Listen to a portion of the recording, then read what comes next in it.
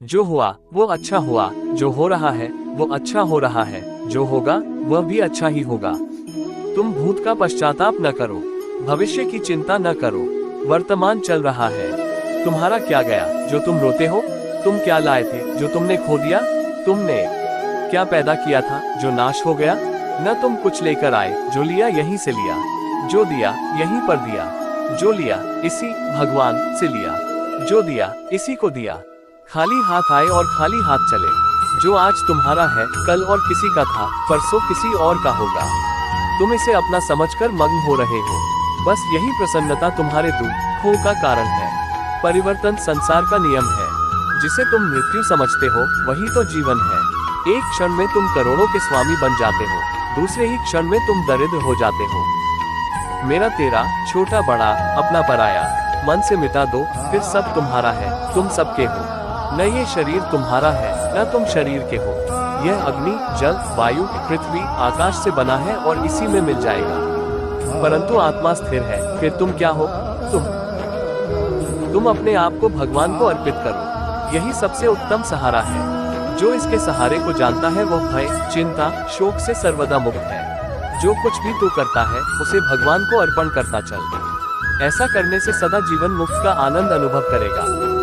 जीवन का एकमात्र सत्य है वो है मृत्यु। गीता सार में श्री कृष्ण ने कहा है कि हर इंसान के अधारा जन्म मरण के चक्र को जान लेना बेहद आवश्यक है, क्योंकि मनुष्य के जीवन का मात्र एक ही सत्य है और वो है मृत्यु। क्योंकि जिस इंसान ने इस दुनिया में जन्म लिया देता है, इसलिए किसी भी तरह का डर नहीं रखना चाहिए। गुस्से पर काबू करना चाहिए, क्योंकि क्रोध से व्यक्ति का नाश हो जाता है। भगवान श्री कृष्ण ने गीता के उपदेश में कहा है कि क्रोध से भ्रम पैदा होता है और भ्रम से बुद्धि का विनाश होता है। वहीं जब बुद्धि काम नहीं करती है तब तर्क नष्ट हो जाता है और व्यक्ति का नाश हो जाता है। इस तरह हर व्यक्ति को अपने गुस्से पर काबू करना चाहिए, क्योंकि क्रोध भी भ्रम पैदा करता है। इंसान गुस्से में कई बार ऐसे काम करते हैं जिससे उन्हें काफी हानि पहुंचती है। वहीं अगर क्रोध पर काबू नहीं किया गया तो इंसान कई गलत कदम उठा लेता है। वहीं जब क्रोध की भावना इंसान के मन में पैदा होती है तो हमारा मस्तिष्क भी सही और गलत के बीच अंतर करना छोड़ देता है।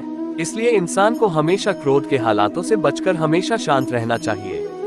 क्योंकि गुस्से में लिया गया फैसला इंसान को गहरी क्षति पहुंचाता है। व्यक्ति अपने कर्मों को नहीं छोड़ सकता है।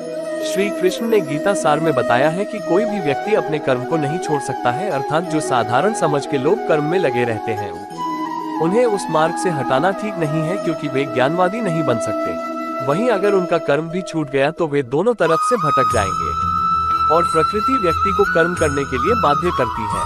जो व्यक्ति कर्म से बचना चाहता है वो ऊपर से तो कर्म छोड़ देता है, लेकिन मन ही मन उसमें डूबा रहता है। अर्थात जिस तरह व्यक्ति का स्वभाव होता है वो उसी के अनुरूप अपने कर्म करता है। मनुष्य को देखने का नजरिया।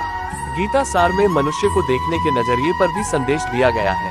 इसमें लिखा गया है, जो ज्ञानी व्यक्ति ज्ञान और कर्म को एक रूप में देखता है उसी का नजरिया सही है, और जो अज्ञानी पुरुष होता है उसे ज्ञान नहीं होने की वजह से वो हर किसी चीज को गलत नजरिए से देखता है। इंसान को अपने मन को काबू में रखना चाहिए। गीता सार में उन लोगों के लिए संदेश दिया गया है जो लोग अपने मन को काबू में नहीं रखते हैं, क्योंकि ऐसे लोगों का मन इधर उधर भटकता रहता है और उनके लिए वो शत्रु के समान काम करता है। मन व्यक्ति के मस्तिष्क पर भी गहरा प्रभाव डालता है। जब व्यक्ति का मन सही होता है तो उसका मस्तिष्क भी सही तरीके से काम करता है। खुद का आकलन करें। गीता सार में ये भी उपदेश दिया गया है कि मनुष्य को पहले खुद का आकलन करना चाहिए और खुद की क्षमता को जानना चाहिए, क्योंकि मनुष्य को अपने आत्मज्ञान की तलवार से काटकर अपने हृदय से अज्ञान के संदेह को अलग कर देना चाहिए। जब तक मनुष्य खुद के बारे में नहीं जानेगा तब तक उसका उद्धार नहीं हो सकता है। मनुष्य को खुद पर विश्वास करना चाहिए। श्रीमद्भगवद गीता में श्री कृष्ण ने उपदेश दिया है कि हर मनुष्य को खुद पर पूरा भरोसा रखना चाहिए, क्योंकि जो लोग खुद पर भरोसा करते हैं वो निश्चय ही सफलता हासिल करते हैं। वहीं इंसान जैसा विश्वास करता है वो वैसा ही बन जाता है। अच्छे कर्म करें और फल की इच्छा ना करें। जो लोग कर्म नहीं करते और पहले से ही परिणाम के बारे में सोचते हैं, ऐसे लोगों के लिए गीता सार का यह उपदेश बड़ी सीख देने वाला है। इसमें श्री कृष्ण ने कहा है कि इंसान को अपने अच्छे कर्म करते रहना चाहिए और यह नहीं सोचना चाहिए कि इसका क्या परिणाम होगा, क्योंकि